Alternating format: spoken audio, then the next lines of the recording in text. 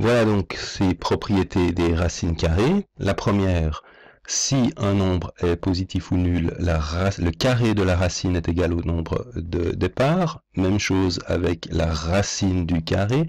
Si on prend deux nombres positifs, la racine de leur produit est égale au produit des racines. Deux nombres positifs et le second non nul, la racine du quotient est égale au quotient des racines. Et enfin, dernière propriété, faire attention, la racine d'une somme, elle, par contre, n'est pas égale à la somme des racines. Voilà donc la première propriété. Sa démonstration est la suivante. Nous avons un nombre strictement positif et nous considérons sa racine carrée. Donc par définition, la racine carrée de a est égale à un nombre b avec b carré est plus grand ou égal, avec évidemment b qui est d'une part positif ou nul et d'autre part b carré qui est égal à a. Ceci c'est par définition de la racine carrée. Alors, qu'est-ce qu'on peut en conclure?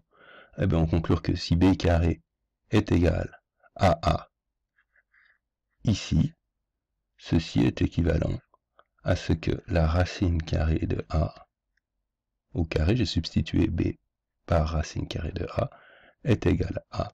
Donc ici, on a simplement substitué. Donc, démonstration très élémentaire. Deuxième propriété, toujours pour un nombre a plus grand ou égal à 0, la racine du carré est égale au nombre. Tout à l'heure, on avait le carré de la racine était égal au nombre.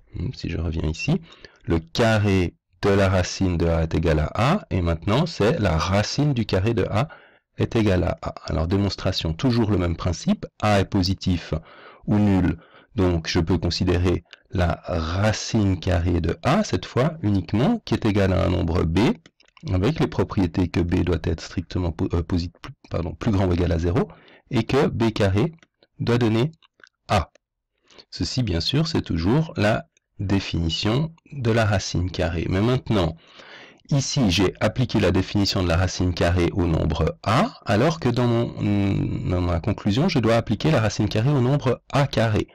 Donc, je vais simplement substituer a par a carré dans la définition, et j'obtiens le résultat qui doit être un nombre b positif, qui a la propriété que b carré doit être égal au nombre qui est dans la racine, c'est-à-dire a carré.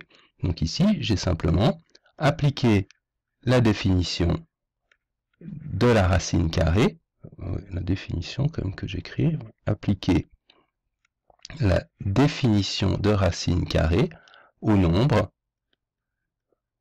a carré, qui est évidemment positif, donc je peux le faire. J'ai donc a et b qui sont deux nombres avec la propriété que leurs carrés sont égaux. C'est donc a carré égale b carré, et si a carré est égal à b carré, je peux en déduire que soit a est égal à b, soit a est égal à moins b, c'est-à-dire qu'ils sont égaux au signe près.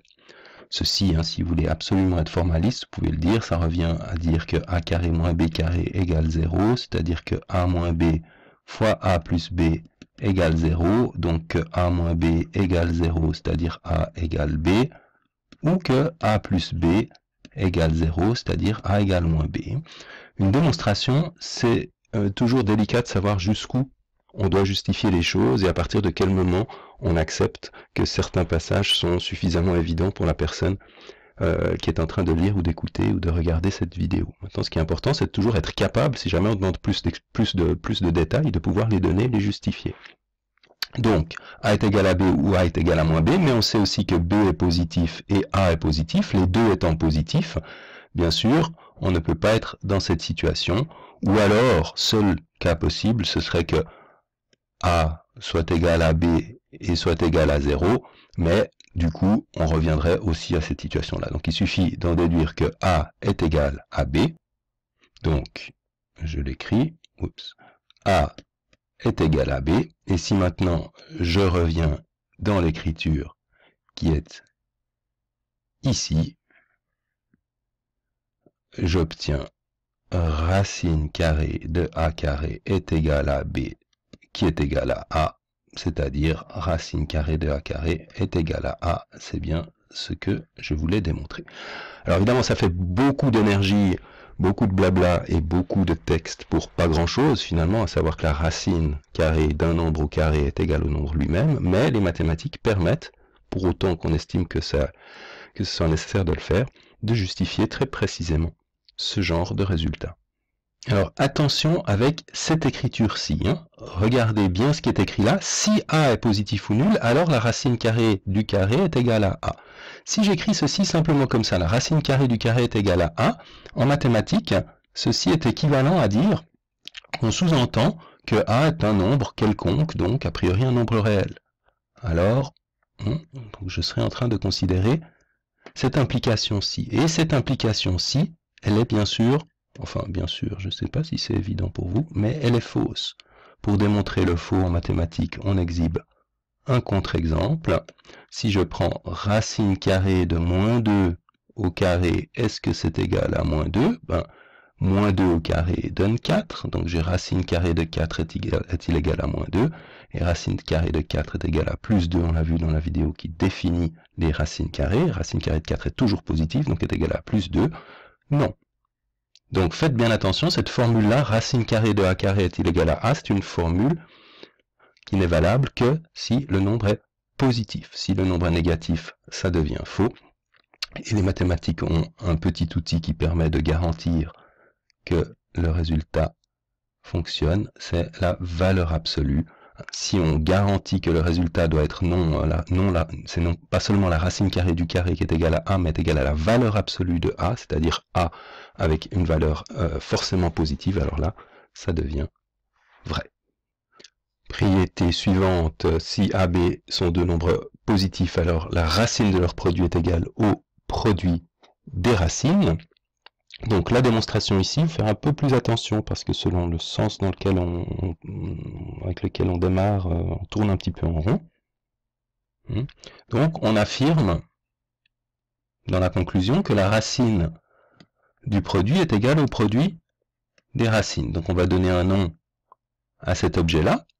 Et si c'est, pour vérifier que C est bien la racine du nombre AB, donc il faut démontrer que d'une part C est positif, et d'autre part, lorsque j'élève C au carré, je dois retomber sur le nombre qui est dans la racine. Donc ceci, pourquoi est-ce que démontrer ces deux conditions garantit que ce nombre-là sera bien le résultat de la racine? Ben ça, c'est parce que c'est la définition de la racine carrée.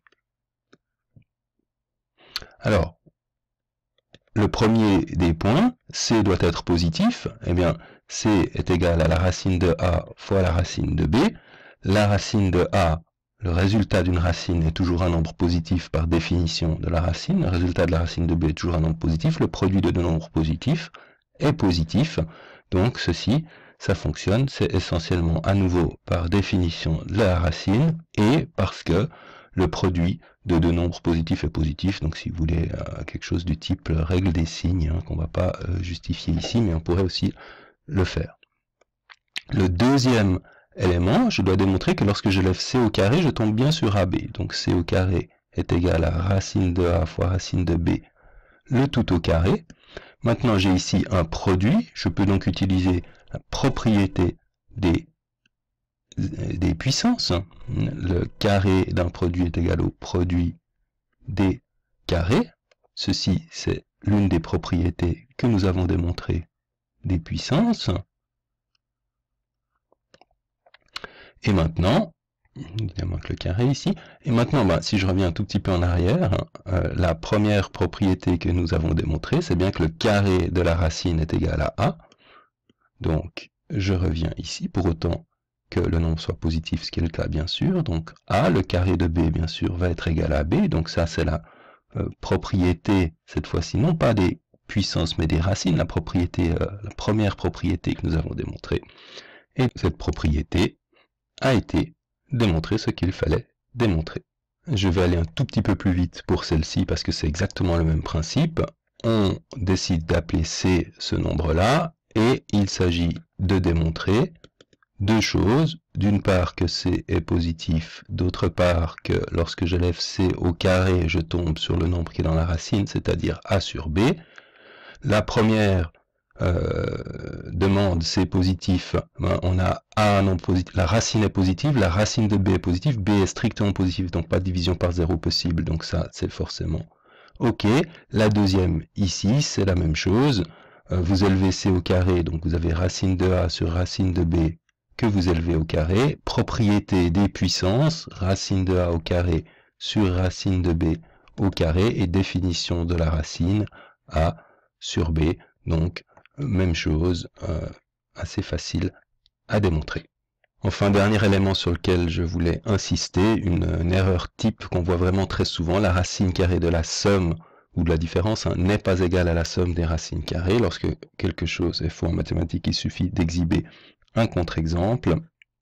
Donc, contre-exemple, si vous prenez par exemple A égale 9 et B égale 16, c'est le contre-exemple le plus facile pour le calcul. Donc racine carrée de 9 plus 16 est-il égal à racine carrée de 9 plus racine carrée de 16? Ça fait racine carrée de 25, ça fait 5 ici. Ici vous avez 3 et 4 qui font 7, et bien sûr ça ne marche pas.